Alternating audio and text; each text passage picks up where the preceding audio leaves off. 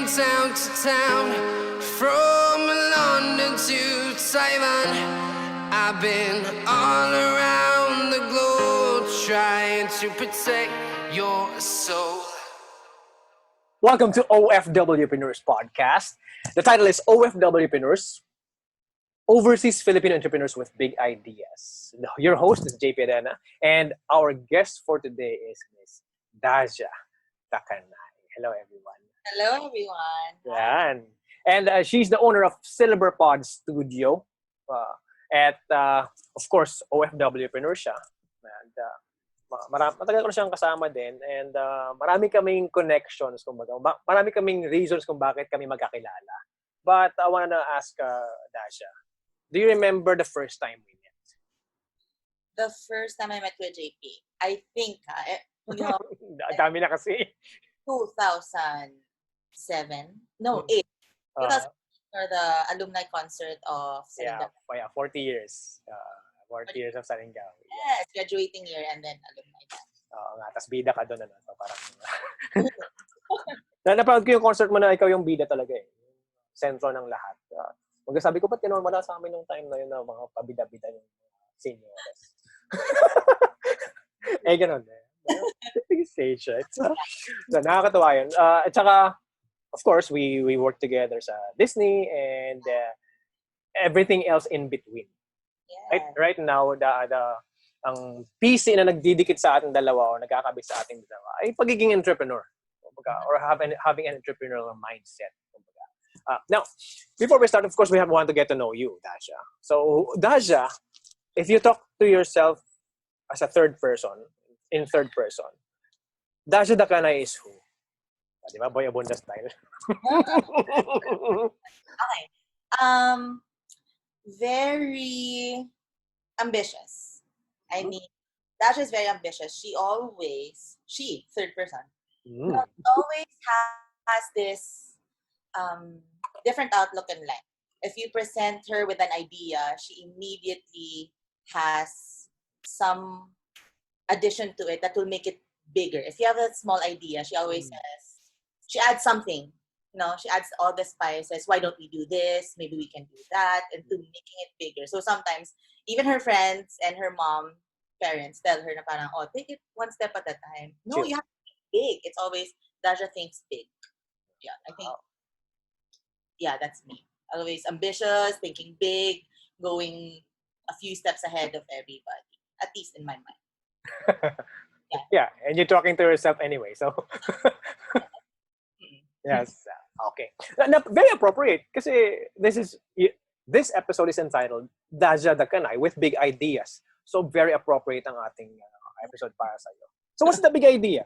Let me ask Dazha, what's the big idea? What's your big idea? What's the plan? So the plan is to bring the dancing community to everyone. Okay, so maybe we can discuss it later. I have this passion project. I call it the dance movement. I was maybe 7 years old. I was already dancing. And every time I see someone in the streets, uso in the Philippines, yung mga kumakatok, dilimos, I always see them. And then I was already dancing. Maybe 5 years old, I started dancing. And then lagi kong sinasabi sa mom ko, Mom, when I get older, I want to build a house for everyone. And then they can just come in, I'll fund everybody. Feeling ko madali lang yung pera. I'll fund everybody. And then moving into college, ang thinking ko na, I want to set up a dance school or a place where everybody can dance, express themselves. And then, of course, nag-training na ako everywhere. I work with a lot of people. And then, ang ano nila is, dance is expensive. So, fast forward, siguro mga 2015, 14, I had this idea na dancing is not expensive. It shouldn't be expensive. It's a way of expressing yourself and that. So, I was just lucky that I was trained in ballet. I was able to take dance classes, hip-hop, everything, gymnastics, cheerleading, and all. So, sinasabi ko kay Mommy, I want to build a program, a dance studio. A place where everybody can come. They don't have to pay much. They just need to come in. If they want to dance, they can do it. They don't have to be professional. They can do it for leisure. Practice lang. Feel ko lang. Yung mga ibang nagtitiktok, they can come in. They don't need to pay much. Ganon. But of course, in the real world, it's not gonna happen that you don't pay money or you don't spend. Someone has to spend for it. So that's the idea. So that's why I made the dance movement. Actually, we had one big project, not big, it was a small project actually in 2018. I connected with Verlani Foundation. They are a foundation who has a lot of kids from, I think, not naman newborn, mga 3 years old until high school to college. Where I just messaged them and I said, I'm Daja, I own Silver Pod Studio, and I have this passion project, the dance movement.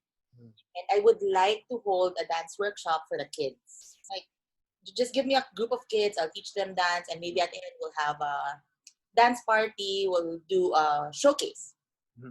So in 2018, siguro mga 6 months, binild yun. Na-delay from March, naging June, tas until October. Sakto, birthday ko. So it was my giving back to the community also for my 30-something birthday.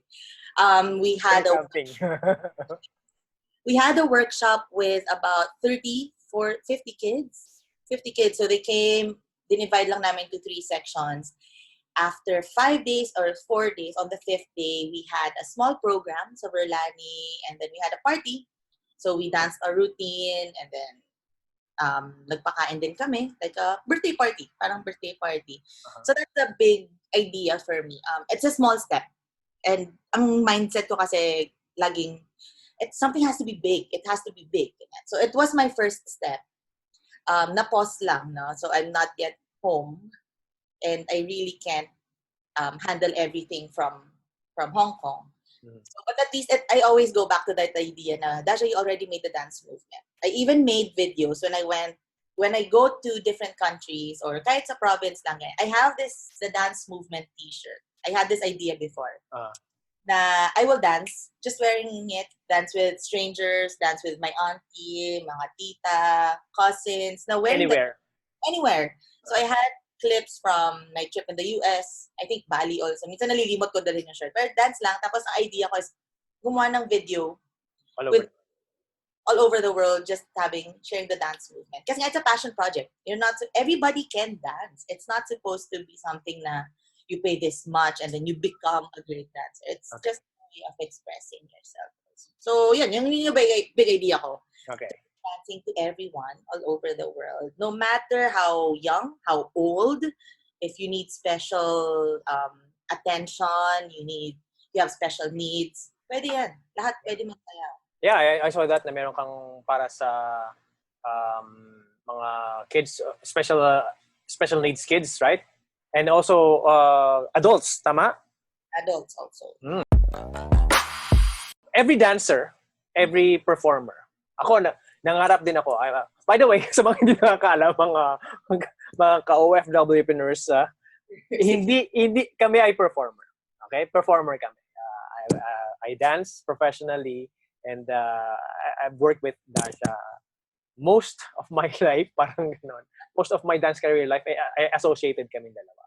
So, same college, same university, same amateur dance group, and then sumama din ako sa freelancing sa mga iba-ibang mga professional dance groups. And then, sa Hong Kong, Disneyland. And then, the thing is, we're passionate sa dance at usually ang mga, parang ang end goal sa akin, ako din, nangyari sa akin yun, na magkaroon ka na sarili mong studio. Right? But the thing is, late akong sumayaw. 17 years old ako sumayaw. Everything I've learned from Salingawi. So, technically 16, 17 ako nang na-expose ako sa sayaw. And then, yun din ang pangarap ko na magkaroon ng gano'n. But the thing is, yung sa kwento mo, based sa kwento mo, 5 years old. Come on. Hindi ko na alam kung ginagawa ko ng 5 years old ako. Pero, your big plan was made up. Not made up, but na-seed, na-plan, nung 5 years old ka pa lang. Ibig sabihin, na-develops at hindi pa siya natigil. Meron akong thinking na your passion is your talent that you decided. So when you're bata ka, di ba, syempre pasikatan sa mga pinsan, kakanta, sasayaw, si ganyan, si ganito, magaling sa math, 1 plus 1, 2 plus 2, mga ganon, di ba? So pasikatan sa mga magpipinsan. But then, what you've decided the talent, yun ang naging passion mo. For example, I decided to be dancer or a sumayaw, then that's my passion. But the thing is sa'yo, hindi, tapakuho ka eh, nakaganong ka na eh. Gusto kong sumayaw and that's it. Tatak mo sa bato, papalakihin ko yan. Ganon, di ba? So what brought that passion? And baga, nasabi mo nga kanina about sa movement na gusto mong mangyari. But 5 years old, paano ka na-expose doon? Diba usually it's just about educating yourself and exposing yourself to something. How did that happen to you? Siguro I just genuinely enjoyed going to my dance classes and then dancing with my classmates. Pabida. With Jane? With Jane since siya mga 8 years old. Yan. Okay. Second grade. Si Jane, yan. And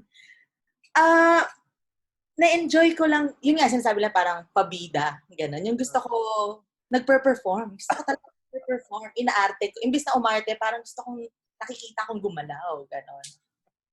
Tapos, yun nga, since 5 years old, siguro na-expose lang ako early sa world. Na parang may mga privileged na bata na nakasakay sa kotse, may mga hindi naman masyado pinalad na kailangan nila magtrabaho para magpakain sa sarili nila. So, doon ako na-expose na parang, wait, dapat pantay-pantay. Hindi man patay-patay, pero dapat at least may opportunity. Yes, equal opportunity sa lahat. Yes. So, kung wala ganon, bakit hindi natin i-create yung opportunity na yan for everyone? So, I guess doon siya nag-grow. If you have the capacity to help, why not? Parang ganon. Yes, talaga. Magaling, no? That's the reason for this podcast. The message of this podcast is to inspire everyone to be OFWpreneurs. Go entrepreneurship. Why? Because the fastest way to come home for good nang hindi ka nagmamadali is to actually start a business. Kumbaga, economically, it makes sense. Yes. It makes sense. One example is to equate sorry. I-add mo yung mga number of hours mo, usually number of hours, tas yung number of dollars or pesos associated to that hour. Tayo mag-isip. At yun ang naipasa sa atin ng mga magulang natin simula pa ng bata tayo. Or yung TV, society, etc. So baga na-ingrained sa atin yun. But then when it comes to entrepreneurship, hindi pala nalilimitahan ng hours yung iyong way to earn money. Yung net worth mo is mas lalaki at mas exponential yung growth when it comes to entrepreneurship. Then why not take that path and then give yourself time to come home na hindi dahil na natanggal ka or nagkaroon ng something else, mga pinauwi ka, may gera, ganyan-ganyan. Sa mga, para lang give tayo ng value sa mga nanonood ngayon. And that's the purpose of it. Na to give back. And then where can they ask the question or where can they get the answers to the questions that they have? This is the place, the platform to go to. So parang to what you're saying, it's basically the same thing. Parang you're actually democratizing the dance classes, parang ganun. The dance classes. Kasi bakit hindi pwede naman, diba? So this time instead of magpunta ka sa mga workshops, ganyan, you have to go find a mentor, yung magbabayad ka ng ganito, ganyan. I mean, walang masama doon. Maganda yun kasi you'll get value from those workshops. Yet, if we can give it for free by asking people who are actually OFWpreneurs, which they will understand. That, alam mo yun, marami akong, every time nag-attend ako ng because I attend those seminars, right? So, mag-attend ako, makita ko, andito ako sa Hong Kong, mag-attend ako sa seminar, pero yung pupunta, yung galing sa Pilipinas, pagdating dito, tapos sasabihin niya kung paano gagawin, and then uuwi siya ulit sa Pilipinas. Sabi ko, bakit hindi OFW ang nagsasalita dito? Bakit hindi isang OFW ang speaker? So I can relate to them. Magkasabihin niya man naiintindihan ko, pero I'm pretty sure ang nakikita lang yun na napaproduce sa TV din eh. Kumbaga, yung exposed lang na part na yun eh. But the thing is, you don't really understand us. Diba? So, that's why kaya ako siya in-expose. Ang nangyayari naman sa mga OFWpreneurs, busy naman sila sobra na hindi sila nakakaroon ng time para ma-impart yung kanilang natutunan. This is the platform. Why did you become an OFW? Bakit? Pwede naman gawin sa Pilipinas yan, di ba? Bakit? Based sa sinasabi mo, there's no relation to being an OFW. why is it you're outside the country and you, Why did I become an OFW? Yeah. Babalik ulit tayo sa dream natin ng 5 years old. So, yeah. Consistent tayo dyan, ah. So, after graduation, I joined Whiplash Dance Company. So I danced with them for about 3 years. So I danced professionally for 3 years. And then, yun na nga, parang uso nung time natin, kuya, since 2005. Since nag-open yung Disneyland, it was already there. Na every year, twice a year, I think they have auditions. So ako naman yung tao, since dancer ako, kahit na parang overreaching na, parang, may audition. Okay, audition. Without even thinking na, if you get in, anong gagawin mo? Wala. Never ko siyang inisip. Parang, okay, I'll just audition. Never ko naman inisip na maging OFW also because my parents were OFWs for 10 years. 11 actually. They were away, nung time when I auditioned, they were away na for 8 years. So parang hindi naman siya priority sa akin to move out of the country kasi hiwa-hiwalay na kami ng brother ko. But then I auditioned, same idea na pag nakuha ka, anong gagawin mo? Bala na. So, nang nakuha ko yung call from Disneyland, I just said, okay, why not try? Straight up, better pay, benefits, it's a big company, and once in your life, masasabi mo na parang, yes, I work for the happy. Yeah. Game. Kasama sa brand mo yun, ano? Parang ganun. Oo, kasi parang, oy, galing akong Disney. Saya to, ganyan. So, yun lang yung, I went to an audition, natawagan, I actually went to 2 auditions. On the second one, natawagan ako, and then I decided, why not? Wala namang sila mommy na parang, yeah, go for it. Economically, it makes sense. Yeah, it makes sense, because same pa rin naman, I will be dancing and earning more. So, why not? And I had friends also, yes, I knew a lot of people already who were working in Disney. And sabi ko, okay, why not? And it's very close to the Philippines. So sabi ko, pag ayoko na, I can always come home. Or over the weekend, yun ang usapan namin, parang, if you're homesick, come home. Yeah. Come home. It's like, parang Pampanga lang yan, 2 oras eh. Oo, mas mabilis pa nga without the traffic. Oh, diba? So, yun. Parang, okay, earn more. And maybe, sinabi ko, kung if I had this thought in mind na, gusto mo mag-provide sa iba, pero you're not earning. Paano mo gagawin? Siguro doon na rin na parang, okay, I want to provide, I want to set up something. Hindi naman pwedeng hihingi mo lang yun, di ba? hihingi ko lang. So, hindi rin parang galing sa akin yun. So, ba't hindi ako mag-OFW? Hindi na, ang inisip ko siya, hindi siya trabaho. sa Disney. Yeah. Pamingiti na rin ko, sasayaw ako, babayaran nila ako, ngingiti, sasayaw, mag-perform, gusto ko ginagawa ko, why not? Perfect yun eh, passion, and yun nga, dun yung perfect na job talaga. Pag nag-mix yung passion and your job. So parang everyday pupunta ka, okay. Excited. To simplify it in a way is it's just economically sound na judgment, sound decision na to go outside the country kasi nga opportunities, di ba? So it's the same thing na pinaglalaban mo na yung opportunities hindi equal. Di ba? So alam no na hindi rin equal yung magsasayaw ka sa Pilipinas at magsasayaw ka sa ibang bansa at they will pay you much more sa ibang bansa. Yeah. So, yan yung mga pinapaalala ko sa mga OFW nating kaibigan. Kasi, paikot-ikutin mo namang mundo, sabihin mo sa akin, hindi pera ang dahilan kung bakit umalis. Iyon ang dahilan. Yun ang dahilan. Di ba? Isip ka lang ng trabaho na magiging worth it na umalis ng Pilipinas. Hindi lang lahat tayo mapalad na gano'n na mayroong way na there's such an opportunity for that, 'di ba? Yung iba syempre alam na natin sa Hong Kong, mga kaibigan nating mga domestic helpers usually ang hinahanap na ng mga tao or paglalaki, driver gano'n. Hindi man lahat of course, but bulk of it. These are facts. I nandun sa side niyo. That's the reason why I started this. Finance education, naging volunteer ako sa Polo and sa PAOS, naging speaker to help them to handle their finances. And then, again, ang ending kasi ng financial education para sa akin is entrepreneurship.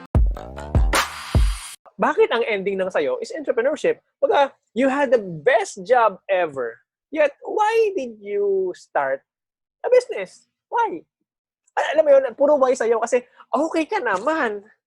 Bakit aalis? Tapos okay na naman yung trabaho mo, parang hindi ka naman kakaisip ng iba pang Ako na ganun. perfect na company for that. Yet, you decided to still, I mean, you don't have to end that part before starting the entrepreneurship kasi nga, the message is OFWpreneur, meaning you can actually do it both. So why stress yourself into going into entrepreneurship? Okay, babalik tayo ulit, Kuya. I was 7 years old. Ay, iba naman. At least 7 naman, hindi 5. I think I was in kinder. Laging sinasabi sa akin ng mommy ko, mula bata ka, you always had this business mindset. Sabi ko, bakit? Tapos pinaalala niya sa akin lahat ng pinagbebenta ko since mga kinder 1. Ganyan. She was baking yung chocolate popsicle. Tapos pag sabi niya, oh, you try to give this to your friends. Hindi, bebenta ko $5, 5 pesos. Sabi sa'yo, ibigay mo, pero binibenta mo pa rin.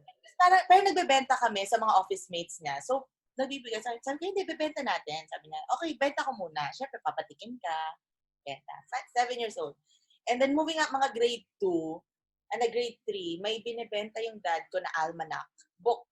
So, magsa-start ako, magdadala ako ng almanac. Magpapakitang gilas ako sa, did you know? Mga ganyan. Sa mga kaklase mo. Uy, wait, samunak mo yung book mo. Meron kami. Ganyan. Pencil case, lahat. Lahat talaga. Kaya sabi ko, parang bata pa lang ako, ang mindset ko, negosyo.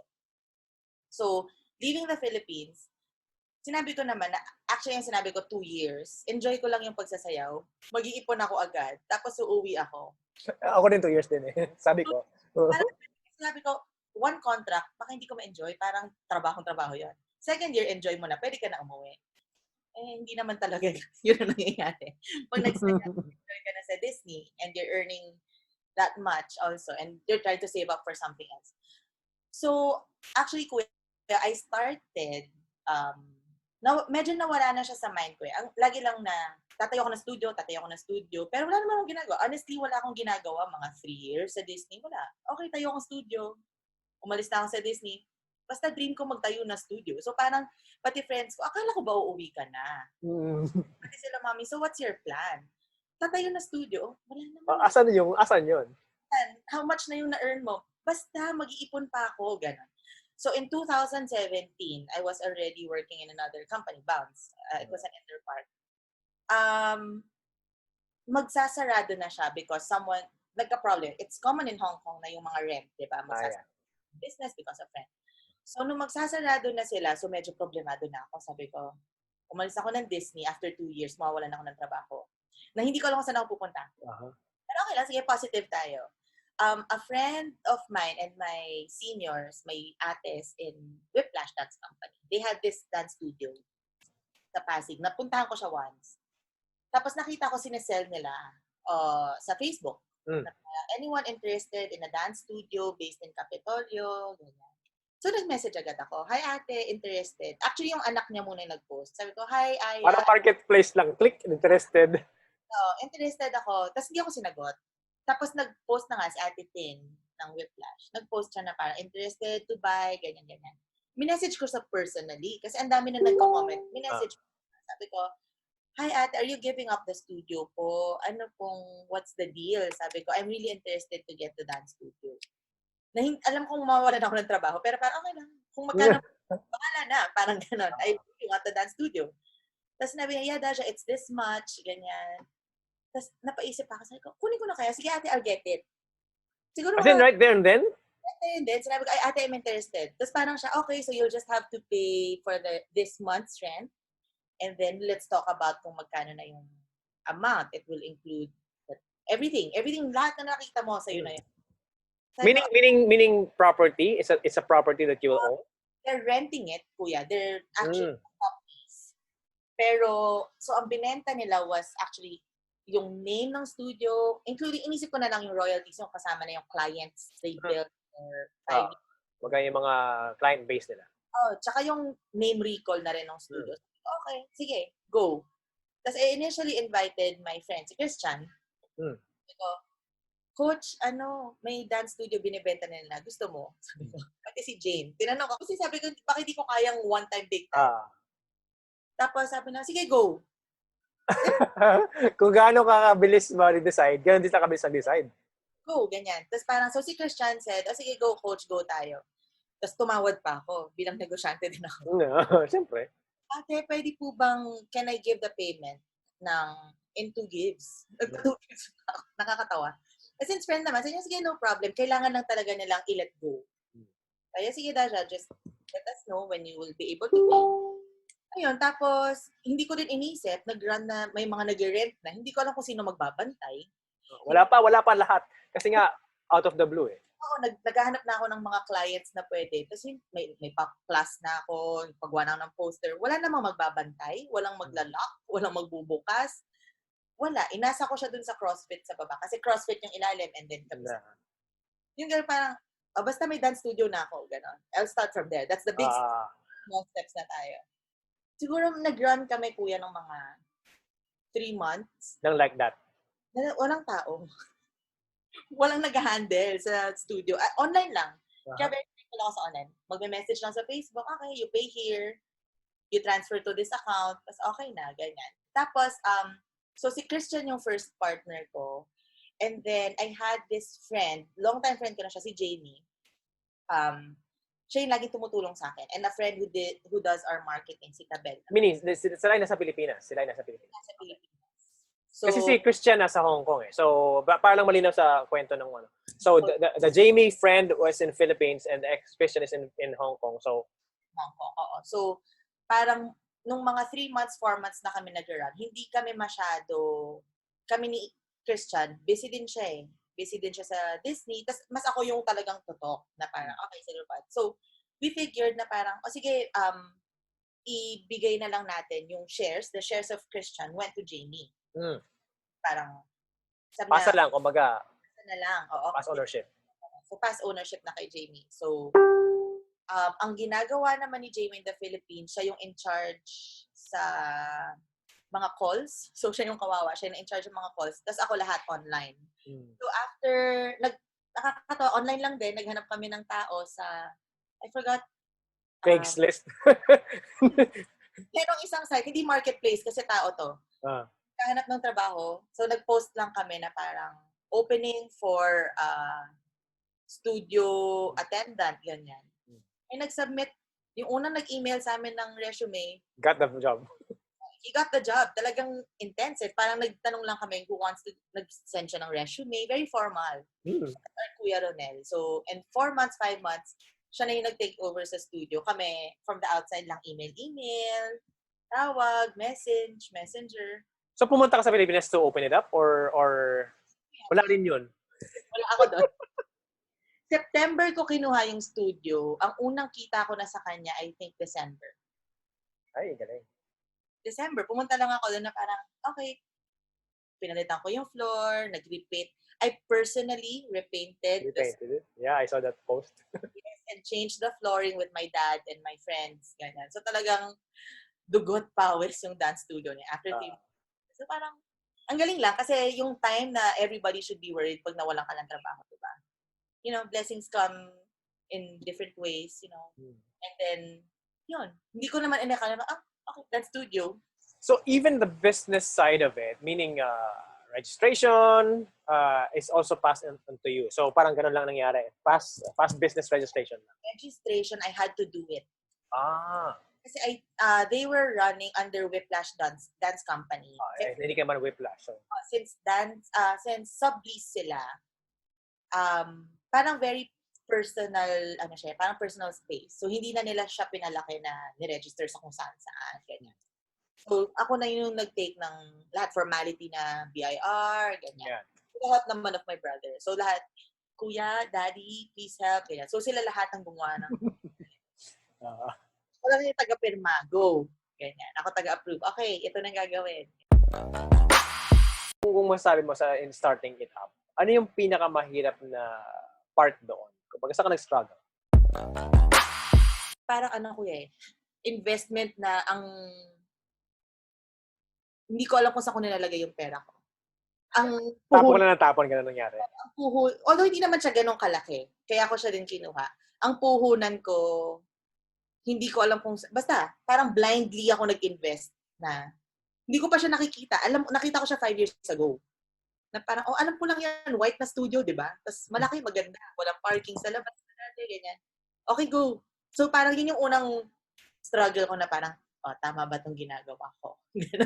Doubtful ka after mo ginawa. Parang kang bumili ng sapatos na mahal tapos, Oo. tama bang binili ko to?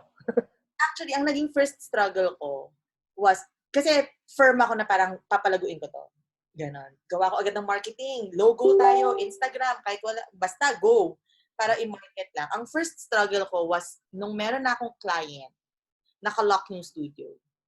Walang magbukas. So, yun. Ang first struggle ko is wala akong tao. Wala akong tao sa studio kasi wala talaga. Hindi mo na set up? Wala sa isip mo yung part na yun? Meron, kuya, kasi since Problema lang. parang inasa ko lang siya na since bukas yung CrossFit, bukas din kami. Parang I didn't think, hindi ko yun yung ibig mo sabihin kanina sa inasa mo sa CrossFit. Kaya hindi ko naiintindihan kanina yun. inasa ko sa CrossFit kasi since bukas sila, alam ko bukas kami. Hindi ko alam na sarado sila ng Sundays. And most dancers, most companies, they rehearse ng Sundays. Alam natin. So, dumating sila doon, Dazha locking studio. Kuya. Message na ako kay brother ko, kuya, nasa iyo ba yung susi? Iniwan ba ni mommy? Ganyan. Batay. Yun yung first struggle ko. Kasi you could lose a client kapag hindi nila nagamit. They already paid you. Tapos naghihintay sila. Nakakaasar yun, di ba? Nakakaasar. Tapos parang, syempre, bad publicity din kapag pinost nila na... So, pero na-solve naman yun? Na-resolve yun when Kuya Ronel came. Yung blessing na si Kuya Ronel. So, hanggang ngayon? Hanggang ngayon. So, ilang years na siya? 3 years? Coming into 3 years na si Kuya Ronel. Ay, ang galing niya. So, yung trust niyo sa kanya is 100%? 100%, Kuya. Ngayon lang ako nakakita na super organized niya. Pag may tinanong ako, Kuya Ronel, meron ba tayo yung receipt natin from the linoleum na binili? Ma'am, meron siyang makapal na notebook. Naka-paste lahat ng receipt. Nakalatag lahat, nakalagay kung magkano binigay sa kanya, nakalagay kung magkano sukli, lahat. Magpapaalam pa, ma'am, bibili lang po ako ng trash bag. Okay, Kuya, go. Kailangan hanggang doon. At mas strict pa siya sa akin sa clients kasi ako very lenient. Since dancer ako, alam ko na minsan mag-extend, pa 5 minutes, ganyan. Pag siya lumagpas na ng 15 minutes, papabayaran na niya. Warningan na niya. Oo, without me and Jamie telling him na, kuya, kapag 30 minutes, bayaran mo na. Warningan na niya. 2 warnings. Kapag mga 30 minutes, papabayaran na niya. At sinusunod naman siya ng mga clients. So, bayaran naman siya. Bayaran siya. So, is it for him, is it every day? Every day yun? He goes every day. Pag busy kami, I think it was November and December, parang wala siyang day off. Ang rental, everyday siya nandun. Kahit sasabihin namin, kuya, yung gagamit with flash, may susi nila. So, huwag ka na. Huwag na. Hindi, ma'am, pupunta akong maglilinis din kasi ako before tsaka after niya. Tsaka i-make sure ko na wala silang problema. In his own na yun, kumbaga. Tapos parang, okay kuya, sure ka ba? Sunday ngayon? Hindi ma'am, papunta na ako. Okay. So parang trinit na din niya yung silver pot na parang baby niya na... Yeah. Sabi nga ng CrossFit, ma'am, linis ng linis yan. After ng isang kliyente, kuskus dito, kuskus. Yeah. It actually, it reflects on you. It reflects on you, Dash. It means you not handle, because tao naman yun. Your relationship with each other, like Kuya Ronel, is solid. Solid. Diba? Kumbaga, bibihira yun eh. I think that's a luck on your part, or maybe a good judgment of people na rin on your part na sa taong kinuha mo para magbantay mo. So, ito ang problema. Every time nag-ask ako ng mga tao, ng mga entrepreneurs, mga OFWs na mag-business, laging payo, wag kayong mag-start ng business hanggat wala kayo na kayo nag-manage. Wala nag-manage. Na hindi ikaw nag-manage. Yun ang payo, first payo. Next, wag kayong kayong kumuha ng kamag-anak. Don't start a business or investment with your friends. Kasi kung ayaw niyo mag-away kayo, ganun. So, for me, I'm lucky enough na even if our venture failed, yung friendship namin hindi na nawala. So it means we have a solid foundation. Yes. So we're lucky enough. I want to relate to you on your side na you're lucky also na yung judgment mo to choose the person to handle or manage your studio ay okay kayo or okay siya and okay kayo. Di ba? Yes. O baga, parang doon natin tinanggal yung part na pwede ba naman pala yun? Di ba? You just have to choose the right people to You have to be treat with them you. well. Talaga. That's what I'm saying. It reflects on you. It must be that you treat them so well na they have motivation to come back again the following day. And they even have a motivation to come back even if they don't have to. Yes. Tama. Diba? So relationship is everything. Yes. Right? So, and I'm pretty sure kahit sa mga investors mo, yun din ang investor, Jamie, right? Yun din na ang sa tingin kong may pagmamalaki nila. Diba? Na, ikaw ba ang pumili o si Jamie? Kay Kuya Romel? Isa lang kasi siya nag-apply. Well, actually, mga tatlo sila. Yung iba, since very informal yung paghanap namin ng tao, yung iba nag-messenger lang na parang, available ba? Ganun. Si Kuya Ronel talaga yung nag-stand out kasi nag-email siya with a resume. Very formal. Tapos parang kami, okay to Tapos minute lang ni Jamie once. Nag-start na siya maglinis. Parang, akin na tong trabahong to. Parang gano'n. Kumbaga, I would assume na hindi madali yung trabaho. Right? Kasi well, kung iisipin natin, parang magbabantay siya, mag-comment money, but sometimes it's already paid online. Maglilinis, normal naman yan, parang naglilinis ka ng bahay. Ang kalaban mo, boredom. Parang security guard na yung dating, no? Oo, kasi maghihintay ka. Hintayin lang niya. Kunyari, lalo na yung mga dancers na nagsistay until midnight, hintayin lang niya. Pero parang okay naman siya. But and business is good, right? Business is good. Was good. Of course. Lahat naman ngayon. Actually, di ba, nung nag-start ako ng September, nagbayad ako ng rent. So, I had siguro a few clients lang. Come December, hindi na kami naglabas ng pera. Parang napaikot na namin kagad yung, may pangbayad na kami ng rent. Nagdag lang kami, I think, ng konti for the utilities. And then January, wala na. It pays for itself and more. For itself. So, and a little bit more. Kaya parang ako, ayos. Sabi ko, remotely ko pa siyang hinahandle. Jamie helping out also from the Philippines. Tapos, ang galing. Kasi para ako nag-invest sa condominium na Nagpaparent. Nagpaparent. Na nandiyan na lang, dadating na lang siya. Umiikot, dadating yung bill. Okay, bayaran na. Tapos may natitira din. In 3 months. I think, usually ang ROI ng studio medyo matagal. Pero, I was actually surprised na medyo mabilis. Maybe because of the decision na you want to maintain the name recall, di ba? Yes, totoo. So, kilala na siya kumbaga sa dance community, di ba? Parang continue mo lang yung naumpisahan ng Whiplash, di ba? So, maganda yun. Kumbaga, I always say na lucky. Lucky ka. But the thing is, I know you worked hard for those relationships. I know you worked hard sa mga connections na yon. Kumbaga, hindi naman kumbaga, from 5. Yung training mo is from 5. From 5 until now. Yun yung training mo before na nakuha yan. Kumbaga, I wanna remove that the belief na it's all about luck. Diba? So, it's about opportunity na meron ka and you grabbed it. Usually, ang nagiging problema ng mga OFW is how to jump. Or not how to jump, but fearful sila na pag tumalon sila, madadapa sila. Or tumalon sila, gagalusan sila. Bakit hindi man lang with your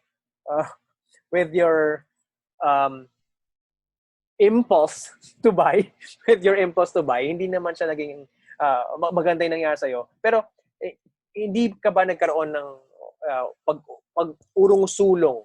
Fear na baka mag-fail to or dahil with it, parang gano'n ang nangyari sa'yo?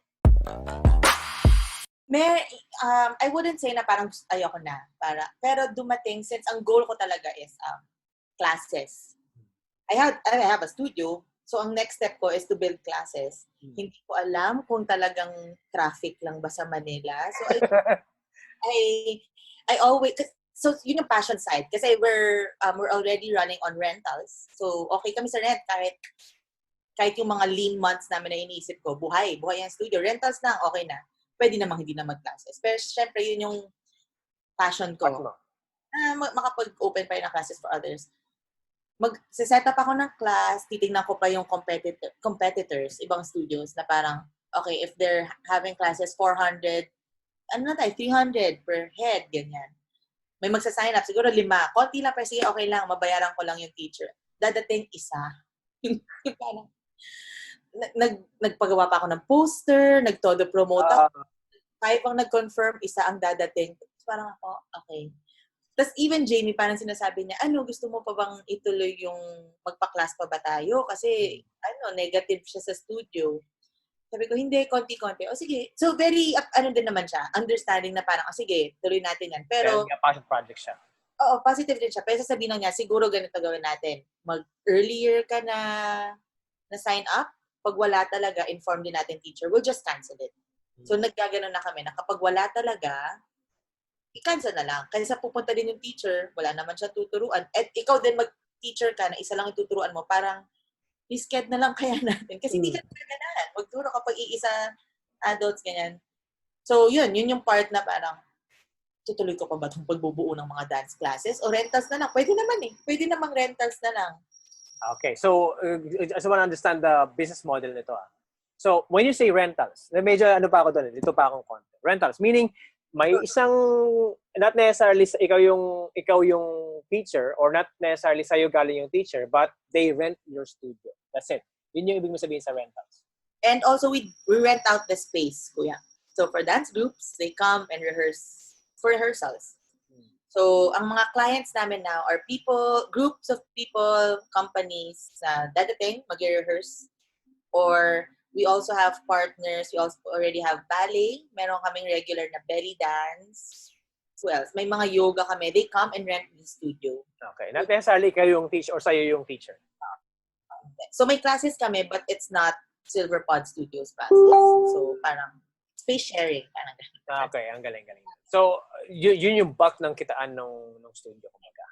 And then, yung sinasabi mong dream of having classes, just to understand at para sa kalinawan ng mga nanonood. Meaning, your dream is to actually have a dance company. Meaning, you have your own teachers. I have my own teachers. And then, you set up those classes and then they come in regularly. Yes. That's the dream, diba? Yung Monday, Wednesday, Friday, si ganito, and then ganito, ganyan. Recital, ganyan. Tapos may recital and then gagawa kayo ng summer workshops, ganyan. That's the dream. Yes. Kasi yun yung ginagawa sa sa Hong Kong, di ba? Like with Sky, of course. With Sky and mga iba-ibang studios, Dance for Joy, ganyan, di ba? So sila ganun yung ginagawa nila and that's your dream sa Pilipinas. Yes. So why don't you do it? I've been trying to. No, what I'm saying is, ito na naman tayo Pwede mo nang gawin. But, pwede naman, di ba? Ba't hindi mo pa gawin? Actually, kuya, I'm on it. Ginagawa namin. Okay. Hindi lang mukhang nangyayari kasi nga dadating 3. Okay. So you have to build the brand of marketing side specifically on that part. On that side. Kasi they already know, Silver Pod, pwede tayo mag-rent. Yun yung nangyari di ba? Parang gano'n parang, yan. Pwede tayo rentahan yan Sayaw tayo dyan. Gano'n. Oo, sayo tayo, rentahan yan Parang gano'n ang nangyayari. Hindi tuloy nangyari na mag-dance class ka doon, siguro. What I'm saying is, Dazha, is bakit ikaw mismo, ba't hindi ka umuwi sa Pilipinas? At ikaw mismo yung maggawa ng classes doon, and then you build the brand with your face associated with it. Yeah, with it. No. Actually, kuya, it's nakasulat na yan. Nakatagal. Yung 2 years ko, malapit na mag-end. Then sinabi ko, mag-OFW, malapit na siya. So, since COVID happened... After 8 years ago. crunch time. Ito yung crunch time na parang, okay, this is it. I'm doing it. That's why we're doing our online classes now para medyo ma-build pa rin yung studio name. And pinaka-excited dyan yung mommy ko na uuwi na ako. Ba't di ka na lang magturo dito sa province? Ganyan nga. Una, ganyan. So parang dito siguro pumapasok yung part ng lahat ng OFW na, ba't di ka pa umuwi? Kasi sabihin mo, konting ipon pa. Ito yun yung dahilan mo. Yun yung pero hindi. I'm setting up something na mas solid pa. Solid din yung silver pod. I don't want another thing na binibuild na para pag uwi ko, okay. Game na. There's nothing to fear. Kahit na 3 months, 5 months kang hindi magtrabaho, okay tayo. Parang I got it.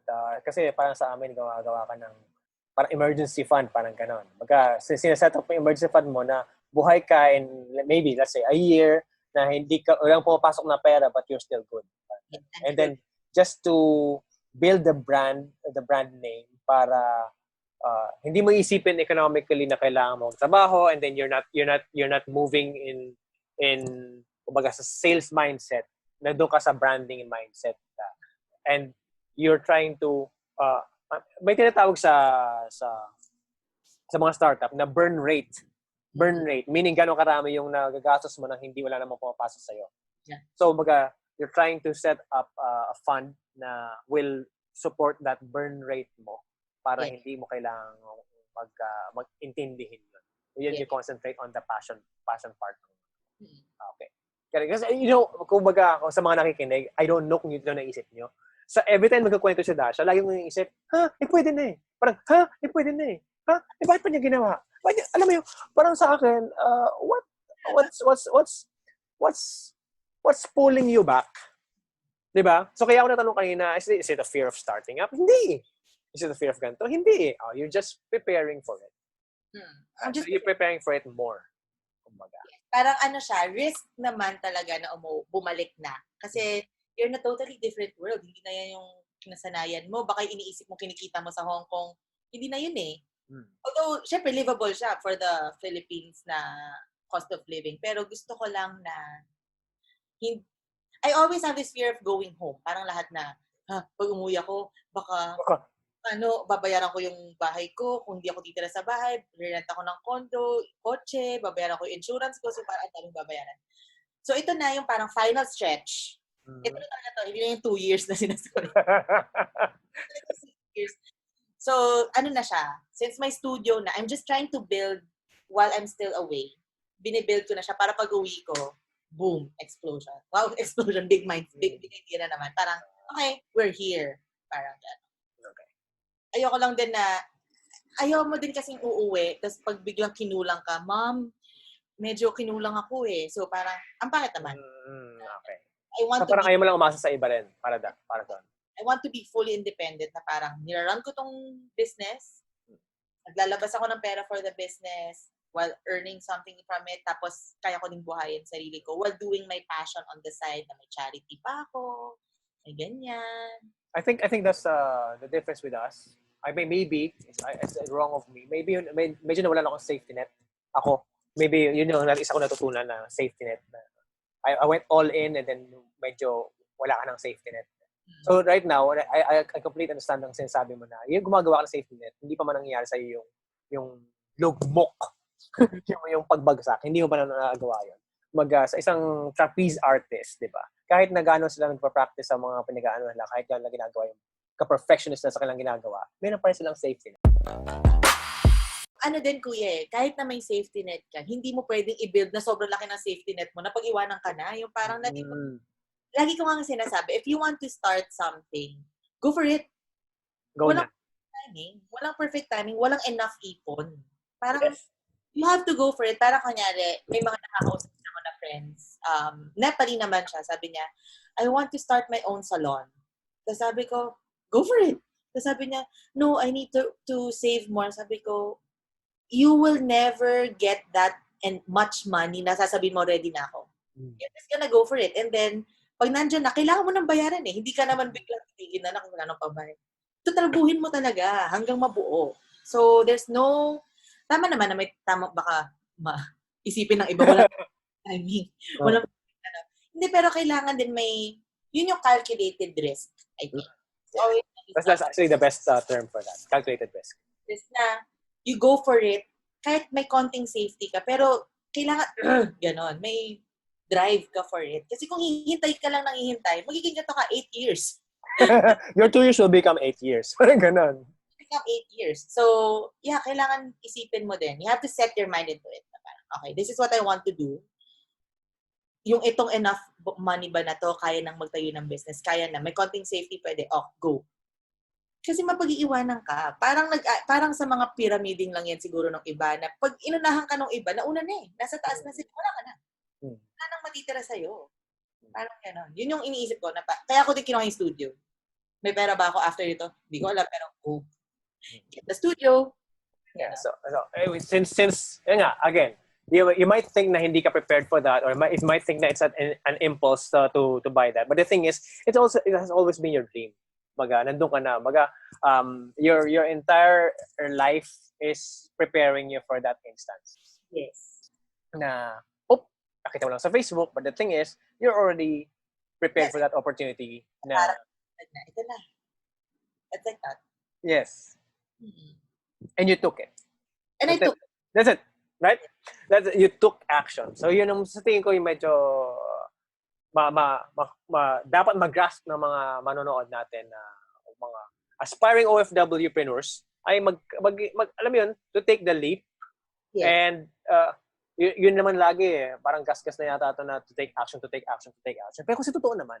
Right? Ito. You might listen to this podcast, you say, wow, I'm inspired about on how Dazha was able to do this, etc., etc. But the thing is, after nung video, sabihin mo, na-inspire ko for a minute, parang ganun. Na-inspire ka for 5 seconds. Yeah. Diba? But the thing is, you have to build what you know, what you want, right? You have to know what you want. I would ganito yan, I think that your confidence came from you actually know what you're doing, right? A dance studio, you know how to dance. And you also know the people around it. Like, since lagi tayo nagpupunta sa mga studios, since I'm pretty sure parang nakapag-klase ka na sa mga ganong klaseng studio, then, yeah, and then your life is about that.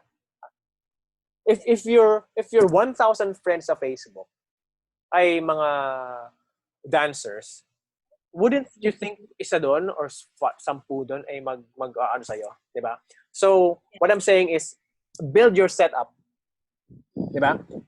Setup. Siniset up mo sarili mo para doon. Di ba? Hindi naging, on that particular instance, if you look on that part, it might look as an impulse buy.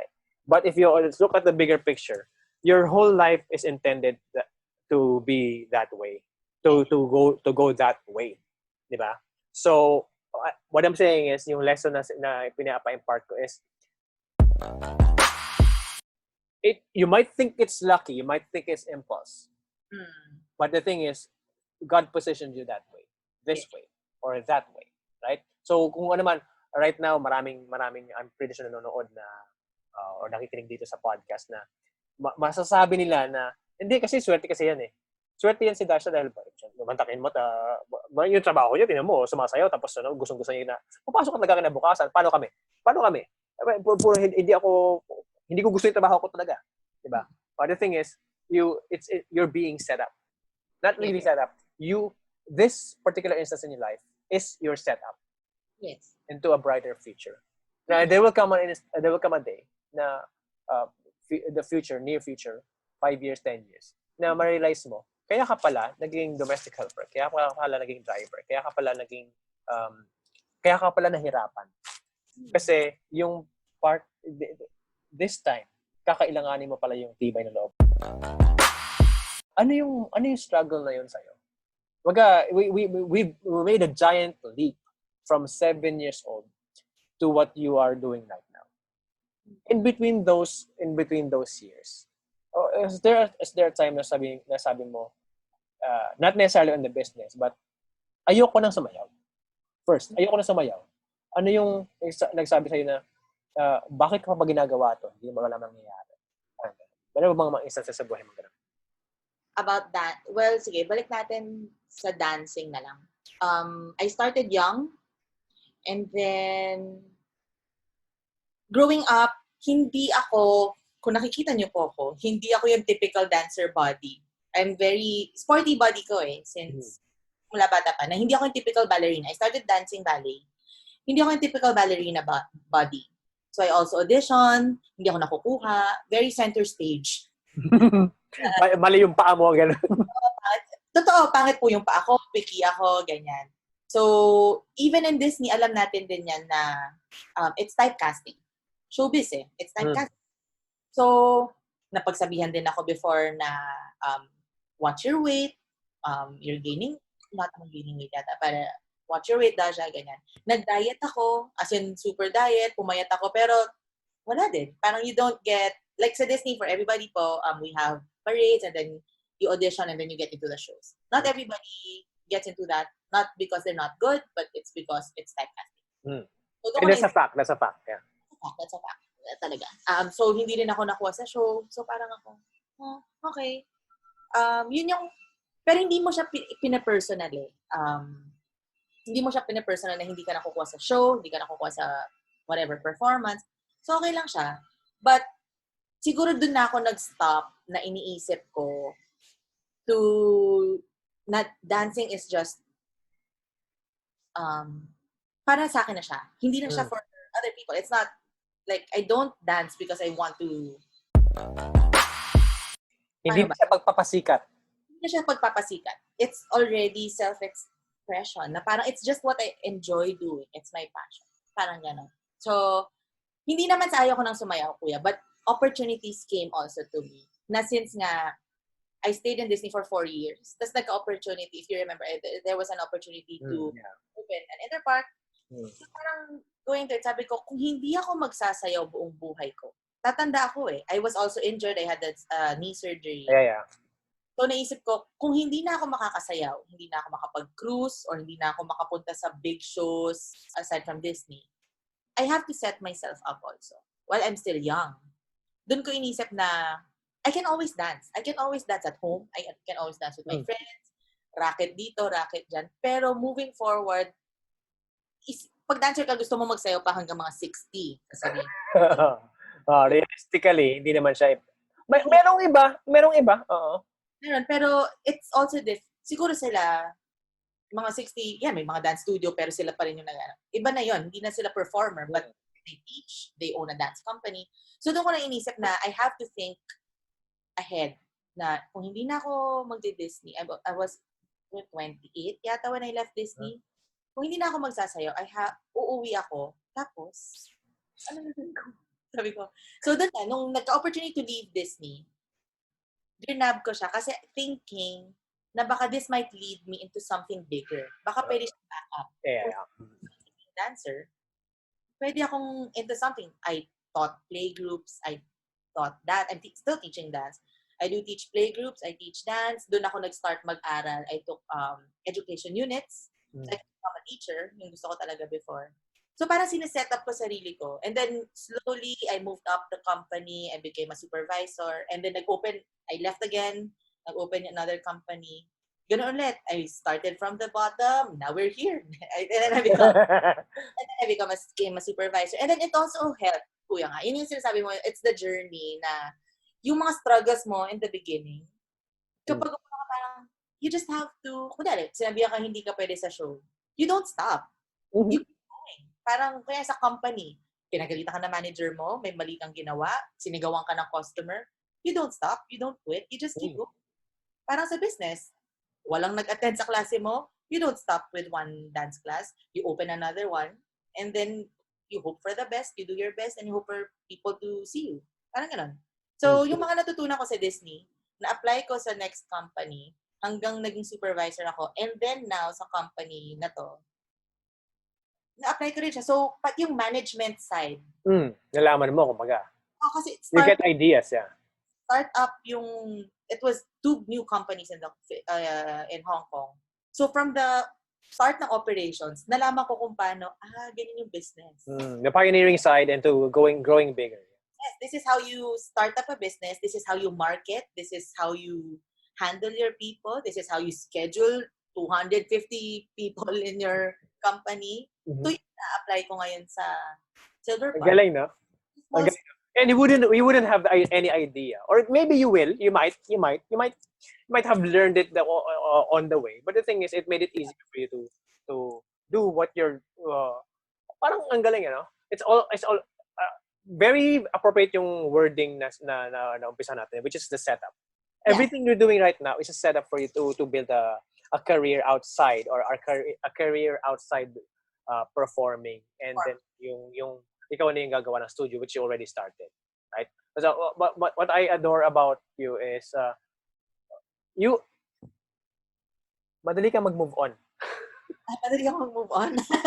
Parang gano'n, ang yun ang nararamdaman ko based sa kwento mo na parang, kung walang ganito, edi you don't stop, go ahead next. If you ganito, if you don't stop, go ahead next. Right? It's a form of stoicism. You're familiar with the Stoics, Marcus Aurelius, ganyan. The form of stoicism, isa yun sa mga pinag-aaralan ko na you practice it. Actually, hindi pinag-aaralan, pinapractice mo siya. Na parang gusto mo mangyari is you have to move on. Kasi wala ka naman magagawa eh. Wala ka naman magagawa. You failed, next. Yeah, parang nung bata ka, madali mag-move on. Right? So yan hindi lang sa pag-ibig yan, mga nakikinig. Hindi lang sa pag-ibig ang sinasabi ko. Tamaan lahat ng mga kung ano yung katayuan sa buhay ngayon, it's applicable yung madali ka dapat mag-move on. Bakit nung bata ka? You dwell on the failure. Give yourself 1 to 2 days. Pag-isipan mo, hindi naman yung para move on. Pick it apart. Dito ako nagkamali. Maybe if I do this the next time. Take this out. Ano yung sa equation ng ginawa mo? Bakit nag-fail? Ito. Okay. Take that out. Replace it with another one. If it works, perfect. That's para ka nagbe-bake. You know, sobras asin. Ganyan. So, next batch iba naman. Next batch naman. Ganon. Iba. So, hindi ka pwede rin na parang, okay, nag-fail. Ang alat. Ang alat naman nung ginawa. Ganon. Hindi ganon. Nako. Pero kasi, madaling sabihin, mahirap gawin. Mahirap gawin. Pero, that's why I told you, it's a skill. It's a skill that you can learn. Yung pag-move on, it's a skill that you can learn. Marami ka naging girlfriend, naging boyfriend, nasaktan ka, move. Yung una, sa pangalawa, sa pangatlo, yung span of time na nagdedwell ka, paikli. Wala akong sinabing mag-jowa kayo ng sandaan. Kasi sabi ko lang na, maybe relatable yung example na to, na umikli yung panahon na nag-move on ka kaagad. Tapos lumilipat ka agad. Na sinasabi mo, there are many fishes in the sea. Na nalalaman mo, nagiging patotoo yung saying na yon pagkalagi ka nasasaktan. Diba? Baga, hindi yung pag nauna ka nasaktan, ayoko nang umibig. Mga ganon, diba? So, parang hindi pwede yun. Baga, there's forever. Ayoko na. May forever, pero hindi pa, wala pa, because you're still setting it up. Yes. Diba? So, yun bakit nung bata ka, nung nadapa ka, may kalaro ka, inagaw niya yung laruan mo, naglalaro kayo, umiiyak ka, tapos mamaya-maya, makikita ka ng magulang mo, naglalaro na naman kayo ng mismong taong yun. Kasi yung laruan, wala ka nang pakialam doon sa laruan. Okay lang. Diba? So, parang yun ang best example para sa akin. Balikan natin ng ating pagkabata, panaman natin na, ang dali mo mag-move on dati, ba't yun nahihirap? Hindi ka mag-iisip ng way para mapagbagsakin yung business mo, may ibang gagawa nun para sa'yo. Yeah. Right? So, ano yung ngayon yung parang wall na binibuild para sa sarili mo, para sa business mo, na pag bumagsak yung business mo, anong gagawin ko? Right? Maybe you can relate it sa nangyayari ngayon. Ano yung mga tips? Yan, parang gano'n. Sa mga tao na nag-struggle ngayon, ano yung mga natutunan? Pag-fail ng business, actually, feeling ko nga lahat ngayon, yan ang finiface. Very timely. Alam mo yun, very timely kasi yung question ko. Maybe there's something na you do that we don't, and then it might help. Sa akin, since nag-rent ako, kuya, you need to have a very good relationship with your landlords. Number 1 yan. Lalo ngayon, very timely yan. I mean, hindi siya mababaw, pero given yan na... Huwag sabihin hindi yan ang pinaka dapat mong gawin. Yeah, very good relationship with your landlords. Although kami kasi, since sublease, ang kausap lang namin is the CrossFit where we lease our property. Tapos sila yung kumakausap dun sa main landlord. Owner. Yeah, the owner. So, since very solid yung relationship namin, wala kaming problema. Walang problema. Even ngayon na, because our landlord, hindi kami isa sa mga pinagpalad na i-waive yung rent. So, pati yung CrossFit, ang laki ng rent nila. So, meron kaming relationship na parang sinabi nila, will you be staying even if hindi tayo i-waive ng rent? Tapos, ang sinabi ko lang sa kanya was, as much we will try to keep the place kahit na maubos na yung reserve fund namin. Because ang thinking ko, if I shut it down now, kailan ako ulit makakapag-open? I think it's a bigger expense. Even for you, sa CrossFit. Kasi kaka-renovate lang nila. Kung shutdown mo, hindi ka nga gumagastos, hindi ka, paano ka magtatayo ulit ng bago? Ganun. So, yun. Very thankful din sila kasi para, okay, at least we're on the same side na we know na hindi nyo din kami iiwan. Kasi kapag iwan namin sila magbabayad nun. Parang partner kayo nun eh. Partner kami dun sa space. So yun, number one, always have a good relationship with your landlord or kung sino man yung kasama yung partner. And siguro always have, ang sa akin kasi ngayon, actually kinakabahan ako for the studio. Since we're renting, we're running on negative already. Lahat ng businesses ngayon. Yun yung mindset ko na parang if I stop, better ba?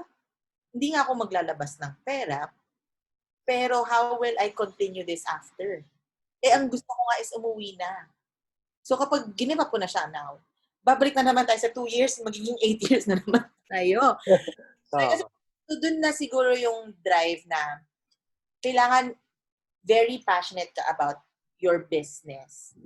Na kahit anong trial, although syempre calculated risk din yan, i-compute mo din na parang baka naman sobrang laki na ng mawawala. Ayaw magsalita tapos, di ba? There might time you still have to close, di ba? Kasi hindi natin alam mangyayari talaga eh.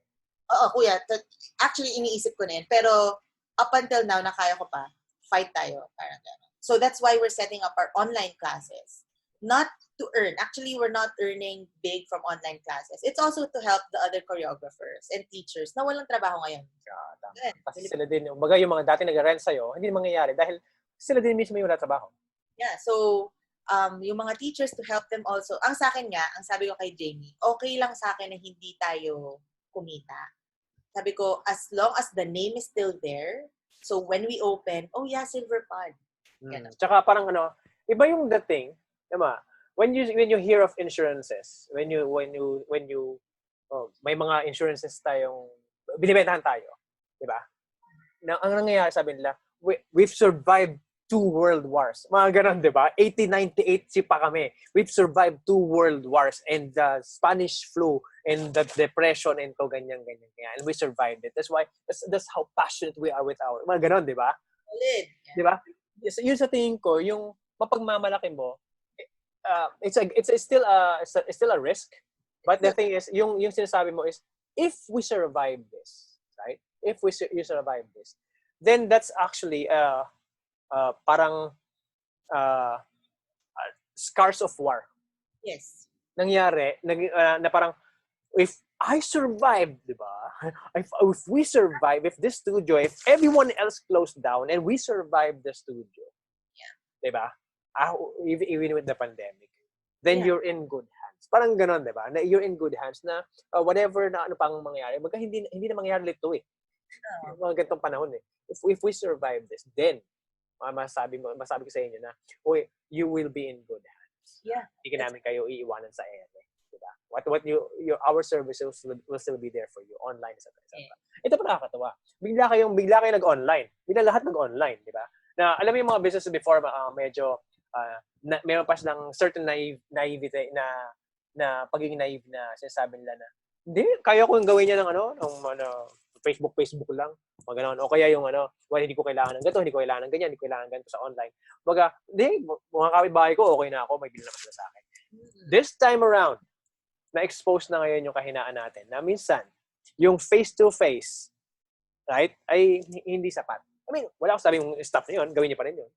But then add a certain tactic, strategy, or mga principles of marketing na magagawa mo online. Such as na, yun nga, again, maganda yung ginawa mo na you maintain the name, Silver Pod Studio, na mayroon pa rin silang record. Kumbaga, if it's meron sa before na 8 years ago, kung may continuation pa rin ngayon, di ba? You might say na, di ba, established 1950, parang ganon. Basta sabi mo pa rin na, yung before, hindi mo kailangan tanggalin yung date sa kung kailan mo ginawa yun sa'yo. Di ba? Ang galing nun, di ba? Mayroon ka certain brand na bilhin. Yeah. Parang way ko na rin yun of giving back to Whiplash Dance Company. Kasi sa kanila yun eh. That's their name. Studio. So parang ayoko din tanggalin na parang Whiplash Dance, Silverpod Studio, home of the Whiplash Dance Company. So, yun din. Na parang... Yung pa rin sinasabi mo. Oh, parang pag, sila, parang, house yan ng home studio, actually is what I call it. Home studio of the Whiplash Dance Company. Yun pa rin siya. So, and Whiplash also. Whiplash Company acknowledges that. Yes, kasi dun pa when they rehearse, sometimes lang, if the choreographer is from afar, sa iba na sila nag-rehearse. Pero kapag magka-class, they always still have classes. So technically, they just don't want to handle the business side of it. Yes, I think naging busy na rin ng mga ate for the business side. So, they had to give it up. But they still rehearse there. So, which is nice. And when... So, technically, hindi ka nawala ng market eh, no? At that time, except for this pandemic. Laging advice ng mga tao is to have multiple streams of income, right? And then it's a very good way to actually do, right? So if this is your dream, you achieved it, not necessarily right now, but the thing is, you're happy, right? Happy ka na meron ka ng ganito na nasabi mo na it will pave the way to my dream, or the my dream is actually, it came into fruition. Parang ganon. Yeah. What's next? For me? Do you plan to have other streams of income? Do you plan to have maybe a second studio, whatever, to make it big, make it grow, diba? So we were already talking about it, Kuya. I think early this year or last year. So sinabi ko nga, ang mindset ko laging, dapat malaki. Ganon. Dapat, pili na tayo ng bagong studio. Ganyan. So we were already talking about it na parang, ba't hindi tayo mag-open up ng another studio? Kasi yung mga nag-rent sa atin, they usually rent the same time slot. And since isang studio... Nagka-clash. Na parang even, imbis na 3 sana yung client na pwede magsabay-sabay, isa lang.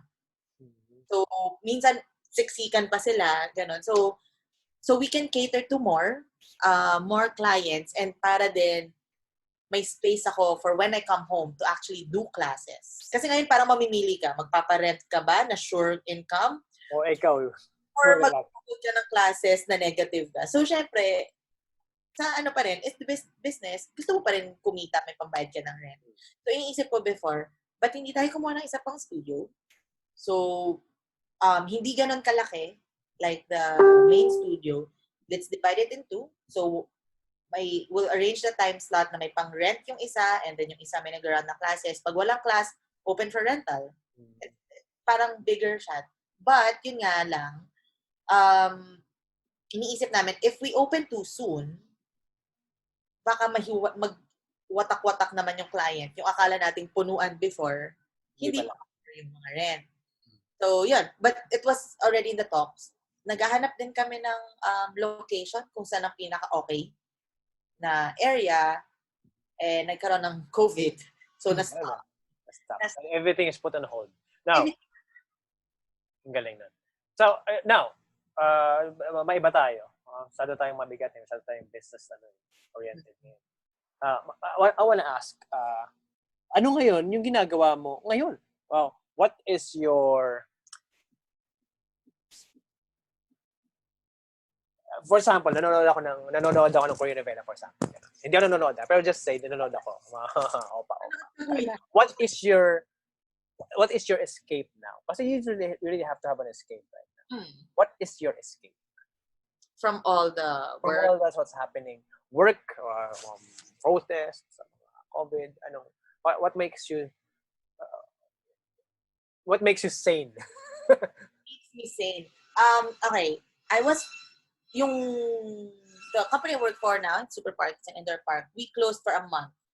Never closed. Para kami Disney, never kami nag-close, rain or shine. So, habang lahat ng tao nabobore sa bahay, ako enjoy ako. Kasi I was able to finally finish 3 books during the quarantine. Nanood ako ng K-drama. Kuya, watch K-drama. Marami ka matututunan. Nanood ako ng I caught up with all the series I was watching. I learned how to write and read in Korean. Wow, Hangul Diba? Hangul. Ang dami kong naluto. Nakapag-workout ako ng mas malala kasi nung nasa workout pa na laging pagod. So, now na may time, sige, workout tayo. I was able to go back to ballet. Ang tagal ko nag-stop. So, ang daming online classes sa YouTube from Dutch. Kahit sa bahay lang, di ba? So, parang feeling ko dance company ako sa Europe, ganyan, American Ballet. So, I was able to go back to ballet. Habang bored yung ibang tao, nandito lang ako, ayoko lumabas ng bahay. Yun yung escape ko, parang me time, alone time. Pero, ultimate alone time. Well, siguro housemates, ganyan. Pero gusto ko lang na nakaupo, it's either nanonood, nagbabasa, nag-exercise, or natutulog. Or And there is nothing wrong with that. I wanna tell everybody. Yes. You need Nung dati, ang lagi mo reklamo, sana may oras akong gawin yan. Sa dinami-dami ng panahon para gawin yun. Eto na yun. Meron akong kaibigan, sabi sa kanya, how are you? Ay, kumusta? Anong ginagawa mo? Sabi niya, busy. Sabi ko, that's good. Busy is good. But sa dinami-dami ng panahon ngayon para magpahinga ka, eto yun. Ito na yung hinihintay mo na long holiday. At hindi na mangyayari yun. Malamang isang beses lang to sa lifetime mo. Nakakatawa. You will never be judged. Yes. Bakit? Kasi yung mga taong walang magawa sa buhay na judgmental, yun din ang ginagawa nila. Oo. Pantay-pantay po tayo ngayon. Oo, tabla tayo. It's a tie. Itong linyang to, walang ibang panahon sa buong buhay mo for the last 100 years na appropriate ito. Na it's a tie, ladies and gentlemen. We will start all over again from zero. Yes, totoo. Diba? So, kung meron mang reset, di ba narinig may mga reset na mga post, diba? Kung meron mang reset sa buhay mo, ito yun. So, again, you have to take action after pa rin. Yeah, it's the same banana. You have to do everything, hard work, diba? Yeah. But this time, the simple things na appreciate mo na ngayon. Pagin mo tagluluto ka ng mga nagbe-bake ka na, etc. Ngayon ko lang magagawa. Ngayon, naka-intermittent fasting ako, na every 3 years ako kumakain, na wala akong carbs and sugars, na at first, lagi akong gutom. Ngayon, medyo nasasanay na ako. And then, tapos, nag-insanity workout pa ako. Ito ko nag-workout ka. Na-inspire ako kay Eric Queen. Okay. At 43, nagawa niya yung katawan niya ganun. So, I talked to him about it, and nag-umingi ako ng advice. Of course, the different katawan, iba yung mangyayari. So, tingnan natin kung paano yung mangyayari sa akin sa day 63 ko rin. Diba? Na alam ko ha, hindi ko magagawa to or hindi ko gagawin to kung hindi ngayon. That's true. Kung hindi tayo tumigil ngayon. Lagi mo sasabihin, tsaka na, sa weekend. Sa totoo lang, I gave myself permission to do that also. So, kung sa mga tao ngayon, nandun pa lang kayo ngayon, nag-umpisa yung lockdown, tas trabaho pa rin, trabaho. There's still time to actually just do nothing. Ang nangyari sa akin, baliktad. Wala talaga akong ginawa. Honestly. Wala talaga. May may araw na ang ginawa mo lang tumayo, kumain. Kung nagtinginan kayo, tapos natulog. So parang, anong araw na ngayon? Literal yung anong araw. Parang nasa survivor na nawala yung araw na to. Na kung dati, maisip ko yun, bukang bibig ko dati, productivity, action. Parang, no? This time, maganda rin siya going to do nothing. Maganda rin yung reset actually kasi na-re-evaluate mo yung mga clear mo muna. And then, when your mind is clear, di ba nga kapag busy ka sa work, nasa stress ka na, kailangan mong... wait lang ha. Okay, ganun pala yun. So ito yung times. Sa tagal-tagal na wala tayong ginagawa. Doon yung biglang, doon yung light bulb na parang, and you get many ideas. Kaya nangyari itong OFW podcast na to. Kasi nangyari, gumana yung utak ko after ng matagal na hibernation. Gumana siya kasi nag-exercise ako, nag-umpisa ako mag-exercise. Parang, parang siyang switch, alam mo yung natagtag siya, na ginanon siya, na parang gumana ulit. And then I had idea. And then I took action immediately. Yun na nangyari. Na kahit wala, to be honest with you. Ito yung setup ko. Ipapakita ko sa inyong lahat sa mga manonood. Ayan lang yan. Oh? Ayun yung lighting ko, yung isang cellphone. Tapos yan ngayon yung desk ko, nasa kama ako. And that's it. Walang pumigil sa akin. No? Hindi kailangan magkaroon ng magandang audio, hindi kailangan magkaroon ng video. But that's the plan, of course. You have to evolve, you have to grow. But the thing is, it didn't stop me na wala akong ganito. Pwede ito sa cellphone na sa mga tao magdadahilan naman wala silang laptop. Sa cellphone, pwede mo rin gawin siya. Diba? So, ang ibig sabihin is, you have to start somewhere. Yeah. This is a reset. It just means, ito naman challenge ngayon sa mga manonood natin, mga OFW. Wherever you are, ando ka pa ba sa lazy part? Ando ka pa ba sa nagmasipag part? Wala ka pang lazy part? Gawin mo pa rin yun. I implore you to do all of those. Gawin mo yung lazy time. Gawin mo yung me time. Gawin mo yung alone time with anyone. Build your relationships, etc. But the thing is, after all of these, we have to get it on. Yeah. Get it on. Wala nang dahilan pa. Kasi nalaman mo na-expose na lahat ng baho ng mga tao. Na-expose na. Pati yung baho mo na-expose mo na rin. Right? Literal. Dahil wala kang ginawa, hindi ka naligo. Di ba? So, ito na ngayon yung way na magagawa. The action part to let's get it on. That's why, nagawa ko rin yung website ko ng, I think, umabot ng 3 weeks. Para magawa lahat ng information doon. The thing is, nandun na lahat ng solid na sa utak ko before ko siya ginawa. I've done my setup. That's your preparation. That's your setup. That's your setup, diba? So, make sure you're setting it up everything. Not necessarily planado yan eh. Hindi siya planado. May mga plan na again, think big. That's why this is OFWpreneurs, entrepreneurs with big ideas. Big ideas. Why? We have to take action. The big idea is nothing. Nothing. It costs nothing to get. But the thing itself, with the idea itself, is also nothing. It's insignificant unless you take action. I want to give you the floor, Dazha, to promote Silver Pod Studio. Any activities, anything. Even you, meron ka bang album ngayon, ganon, mga ganon. Release na po yung new single ko. Singer pa. No, everybody, to all the listeners of Entrepreneur, OFWpreneur, I'd like to invite you to like Silver Pod Studio. So you can, on Instagram and on Facebook, so you can get the latest updates on our dance classes. Finally, you can attend. Wala nang, you don't have to excuse yourself from classes because of traffic. You can actually come and just, it's right there. Yes, you can see it on your screens. So we have online dance classes. Right now, we have 4 classes. Tonight, we have Urban with Carlos Mendoza. That's the guy in the middle. He's based in Hong Kong. So he's a choreographer, dancer based in Hong Kong. So if you're from the Philippines, you can take classes now in Hong Kong. And then on Wednesday, we have Cassie doing contemporary. Yes, that's it. And then Cha doing femme on Friday nights, and then Patrick also doing femme on Saturday nights. So upcoming, we will be opening classes. We're just working out with other teachers, so different genres, and we're also trying to open up different age groups. So for kids, we'll keep you updated on our Instagram account. So if you can follow us, watch videos. So all our classes will be on Zoom, but from time to time, we also have free classes online, just so you get to know the genre and to get to know our teachers, kung ano yung latest class. So it's very cheap.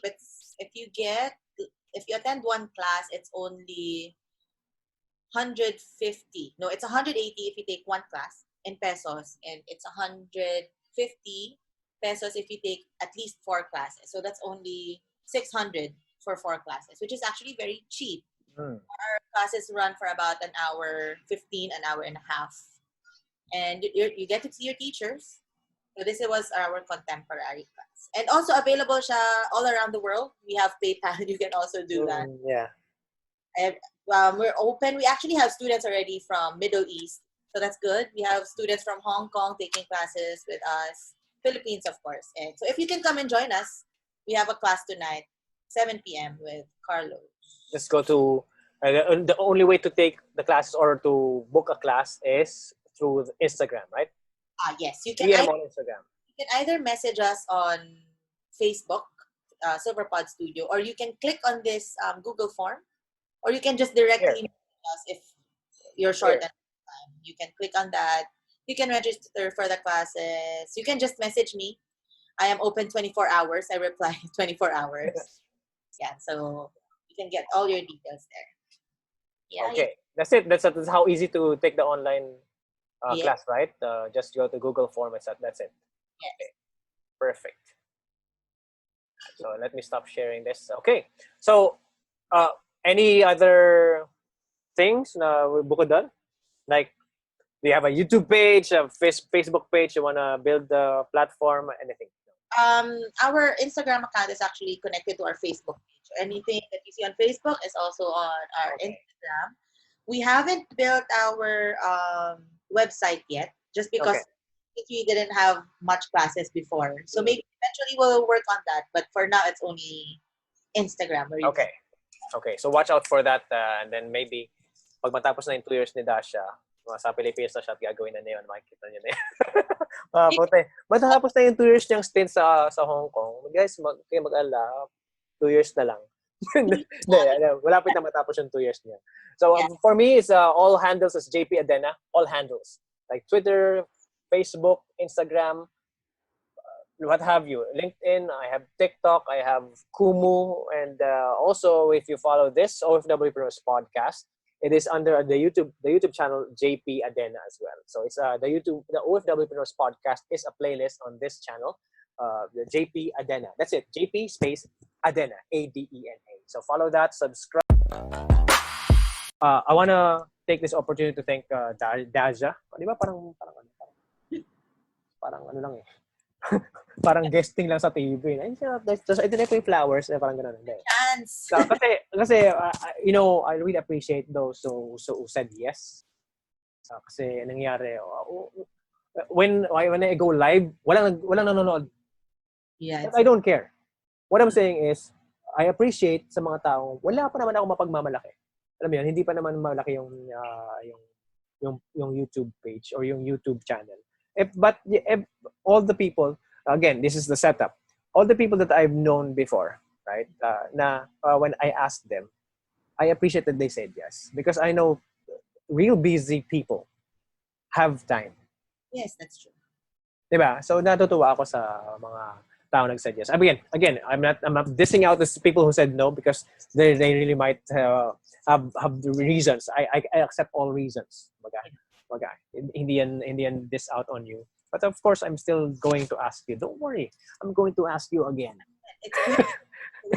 Asking you. I'm going to ask you again until I quit, no? Until you quit. So, kaya ako na-appreciate yung time na binigay mo sa akin. Of course. It's also like what you said. It's your way of giving back. And it's also a way to share our story. So, baka mga listeners mo and viewers, may ma-inspire na pwede naman pala. Pwede naman palang mag-start ng business kahit wala ka sa Pilipinas. Pwede, di ba? Pwede, Facebook, you just say yes and then it happens. Pwede. Di ba?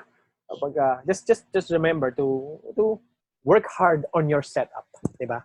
If there's one thing, if there's the last thing, any big idea na meron na mabibigay ka sa mga manonood ngayon, what's that last thing? Before we end. Whatever idea you have in mind, don't shut it down. You can always talk about it with the right people. Kasi some people, when you tell them ideas, yung parang, wala yan. So maybe they're the wrong people to tell your plans to, but there will always be people who will listen to you. If not, be that person to others as well. So, totoo, kuya, di ba? Kasi if you want people to inspire you, be inspirational to other people also. So, whatever idea you have, kahit gaano karo, it can turn out into something very, very big. You just need to have the right people, the right mindset, good support. Hindi na nga yung money kasi it will come. It's always there. You just need the right people around you, the right mindset, and the right heart for it to go for that big idea. That's what I learned from 5 years. Ngayon ko lang naisip yun. 5 years old, dun siya na-build na parang, yes, go. Go for that mindset. And you have to have a heart for what you do. Always. So I'm glad na nagkaroon ng kahit konting part yung program na to build your self-awareness on your setup sa mga napagkwentuhan na. Realize, yeah. So that's it.